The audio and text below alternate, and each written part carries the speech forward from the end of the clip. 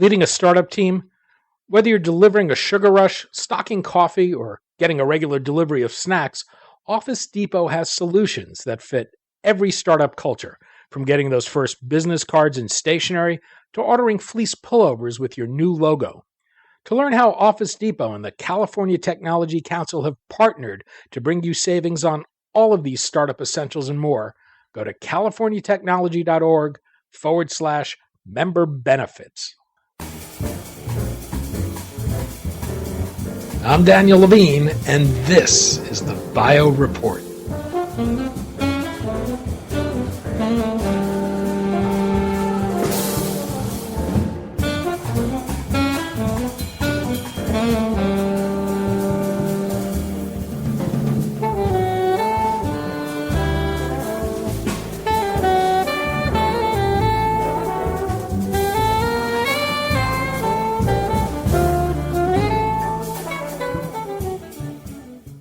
By the time signs of Alzheimer's disease manifest in the form of memory problems, behavioral changes, or loss of executive function, years of irreversible damage to the brain has already occurred. In the latest report from the Alzheimer's Association, the organization looks at the potential for biomarkers to diagnose the disease at its earliest appearance and allow for treatments to hold the disease in check. We spoke to Heather Snyder, Senior Director of Medical and Scientific Operations for the Alzheimer's Association, about the report, where efforts to validate biomarkers of early-stage Alzheimer's disease stand, and why this holds the potential to change the way Alzheimer's is viewed and treated, much in the way diagnostic tools have turned heart disease into a chronic condition.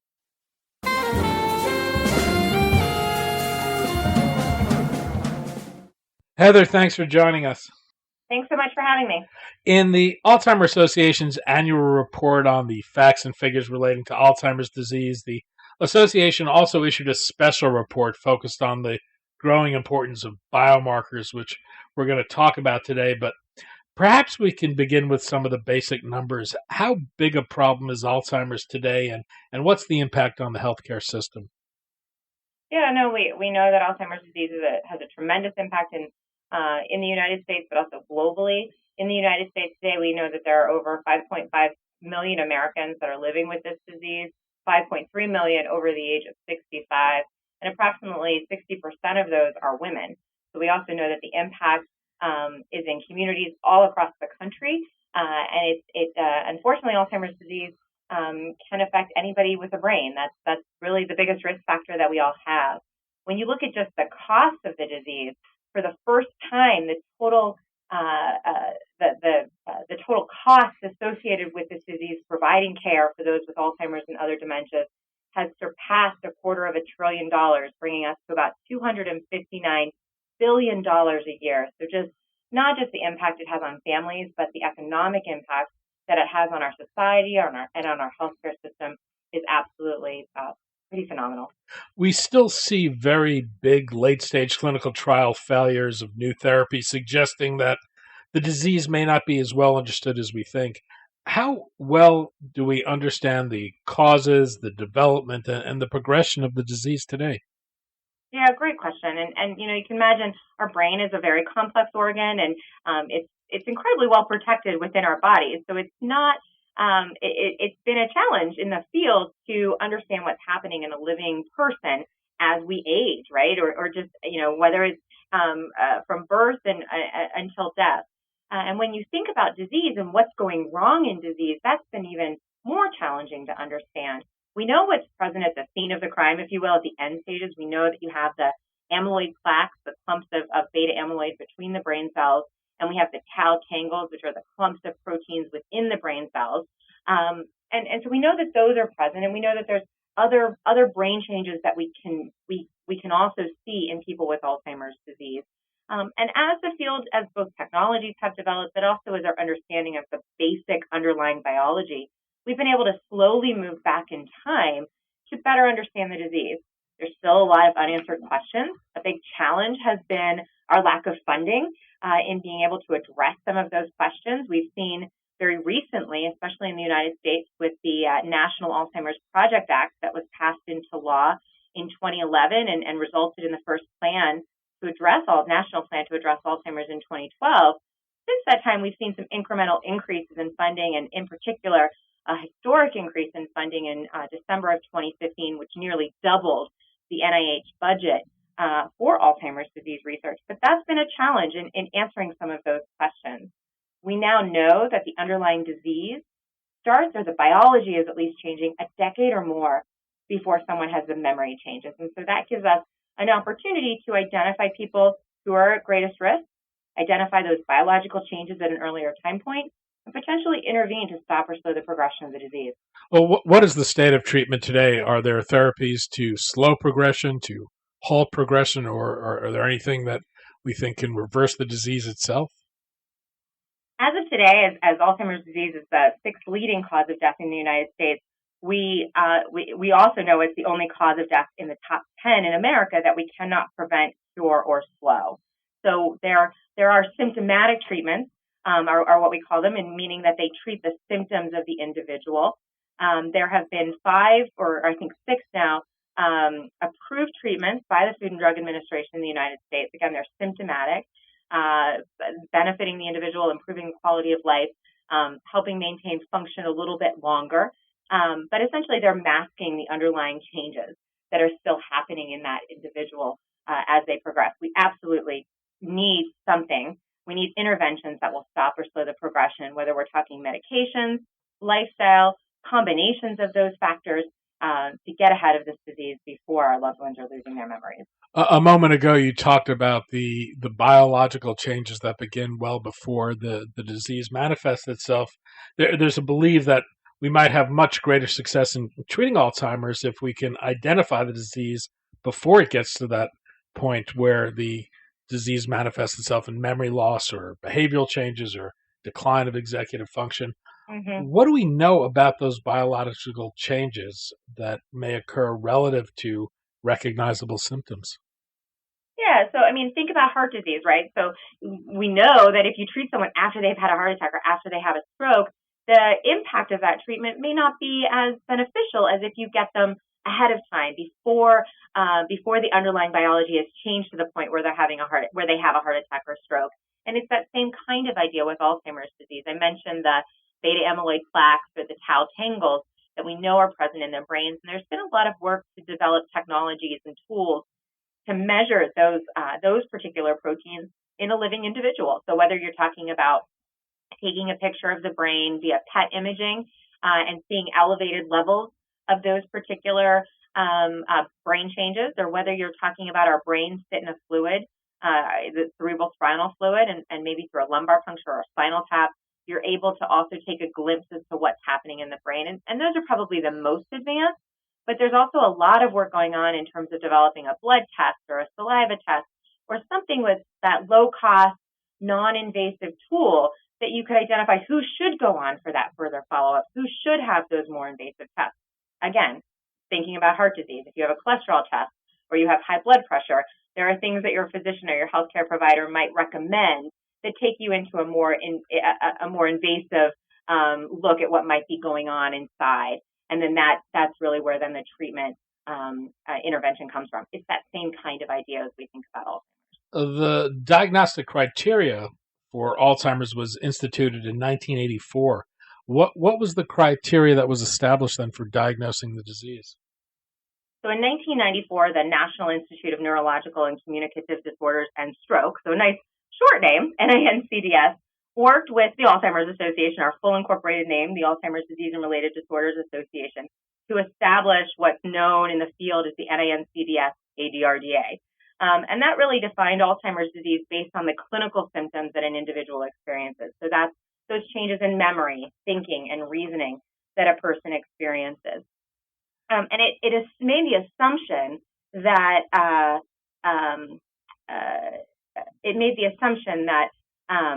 that the clinical symptoms, the changes in memory, thinking, and reasoning match to the underlying biology changes. And in fact, today we know that that's not totally the case. We know that there's a percentage of people that have the clinical symptoms that don't have those biological changes. And there are people that have those biological changes, but might not necessarily might not be identified because of the severity of their clinical symptoms at that point in time. So what we might call mild cognitive impairment due to Alzheimer's. Well, the Alzheimer's Association, along with the National Association on Aging, have called for new guidelines for diagnosing the disease using validated biomarkers either in the blood, the spinal fluid, or through imaging. Where are we in the search for validated biomarkers? So in 2011, the association working with NIA, National Institute on Aging, published the revised guidelines for diagnosis, and it incorporated biomarkers into that criteria or into those guidelines. However, it didn't really set a hierarchy, if you will, in terms of the order that we might see those biological changes. That was still something that the field was asking, and there still are some of those questions that the field are asking. But as we look forward now, 6 years from that point in time, we do know that there's a greater understanding of some of the progression of changes, and that, for instance, studies suggest that changes in beta amyloid might precede memory changes, whereas changes in the tau protein or elevated levels of the tau protein in the brain seems to correlate or associate with changes in memory. And so understanding that timeline has been really important to then identifying what the appropriate biological measure might be. And there's probably others that we haven't developed at this point in time. Amyloid imaging is probably the most advanced in terms of its use in the clinic and its availability. However, at this point in time, it's not a diagnostic for Alzheimer's disease. It's what we call a rule-out diagnostic, because we know that if you have amyloid in your brain, you might have Alzheimer's disease dementia or Alzheimer's dementia. But if you don't have if you don't have the beta amyloid in your brain, then there's another cause to the clinical symptoms that an individual might be experiencing. For instance, it could be another cause of dementia. It could be hormonal changes or nutritional imbalance or something else that's causing the clinical symptoms that the individual is experiencing. Incorporating validated biomarkers into diagnostic criteria might have two effects. It might, on one hand, eliminate from the count people who have other forms of dementia driven by other causes who may now be misdiagnosed as having Alzheimer's.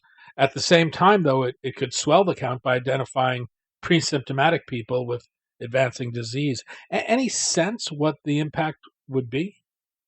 No, I mean, I think that's really part of what the special report lays out, is that this is something we need to know. We need to be precise in when we're thinking about and understanding the burden of Alzheimer's disease in our society and on individuals and families across the country and around the world, right? So we have to understand that kind of information.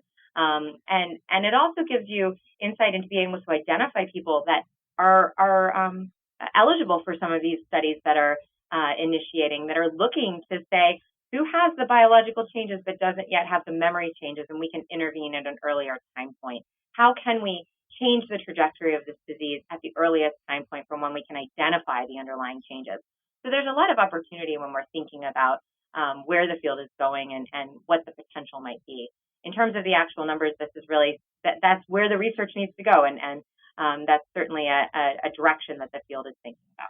Is there any thought that the absence of having these kinds of diagnostic tools may have also contributed to clinical trial failures because people that drugs may not have worked on may have been misdiagnosed as having Alzheimer's disease?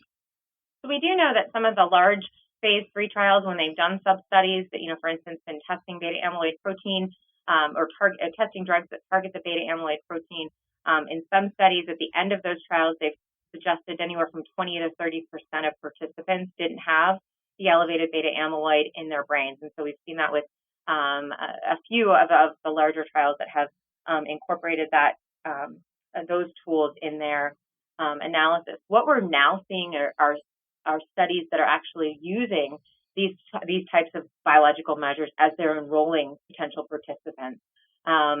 We've seen one phase 3 report out that used measures of elevated amyloid, and that was the Expedition 3 trial from Eli Lilly.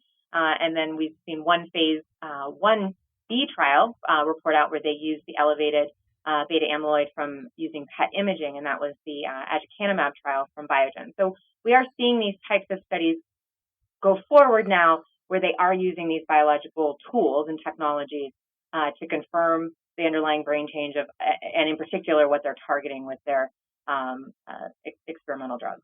There was a national plan put into place to combat Alzheimer's in 2011 that set as a goal as having an effective way to treat or prevent the disease by 2025. How do validated biomarkers fit into that goal? Yeah, I mean, it's a parallel track, right? So we know that we need to have effective treatments that are able to stop or slow the progression of the disease, but we also know that we need to identify people that are living with this disease, and then we also know we need to identify people who are at the greatest risk for developing this disease. So biomarkers are an essential part of that, whether you're talking about identifying the participant population, the potential volunteers for a clinical trial, whether you're talking about diagnosis and being accurate in the diagnosis. One of the things that the association has led with the American College of Radiology is something called the IDEA study, which is looking at the use of the beta amyloid PET imaging and how it can impact care planning for individuals, having an accurate diagnosis. How does that impact the individual? And so both in their care planning and their future planning, as well as their medical outcomes downstream. And so understanding those kinds of the impact of those types of how those technologies impact those decisions, I think will also give us some new insight about being able to better manage the disease in people that are living with it. But ultimately, all of these steps are necessary to get us to that place of being able to prevent or effectively treat Alzheimer's by 2025. One of the most compelling thoughts in the report is a suggestion that having these types of biomarkers will really transform the way we think about Alzheimer's disease. It suggests that validated biomarkers could optimize therapeutic strategies and lead us to think of Alzheimer's as no longer a disease with an irrevocable cognitive and functional decline ending in death, but a chronic disease. Can you expand on that? Again, I think that the best way to think about it is think about other diseases we're much more comfortable talking about, right? As we think about heart disease or as we think about cancer even. Rarely, although it certainly happens, but many people are diagnosed with cancer before they have symptoms. It's usually there's a biological change that's happening and we're able to intervene, or same thing with heart disease. There might be underlying biological changes, and then you're able to intervene with medication or lifestyle or combination of those factors. And as a society, we've significantly reduced heart attacks and strokes, as well as deaths due to those diseases. It's that same kind of idea that if we can understand the underlying biological changes, we can have the tools that can measure those changes at the earliest time point, we can intervene at the earliest time point. It might be with medication, it might be with lifestyle interventions, it might be with a combination thereof, and change the trajectory of this disease. Maybe it's slowing or stopping the progression of the disease. Ultimately, though, we all want to be able to live our lives out with our memories intact throughout our lives.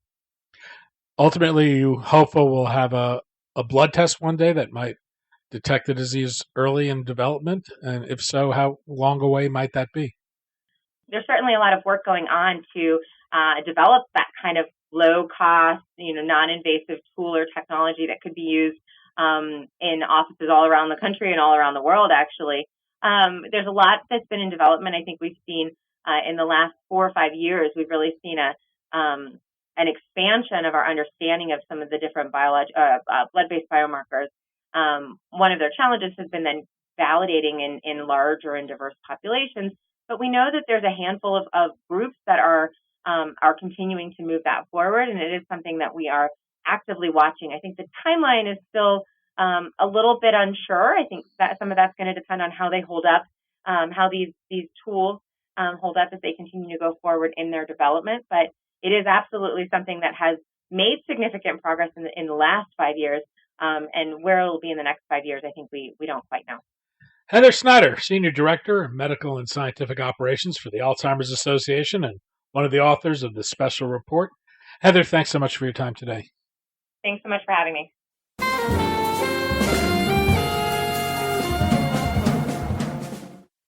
Thanks for listening. The Bio Report is a production of the Levine Media Group. To automatically download this podcast each week, subscribe to our RSS feed or through iTunes or other podcast manager. To join our mailing list, go to levinemediagroup.com. We'd love to hear from you. If you want to drop us a line or are interested in sponsoring this podcast, send email to danny@levinemediagroup.com. Special thanks to Jonah Levine, who composed our theme music, and the Jonah Levine Collective, which performs it.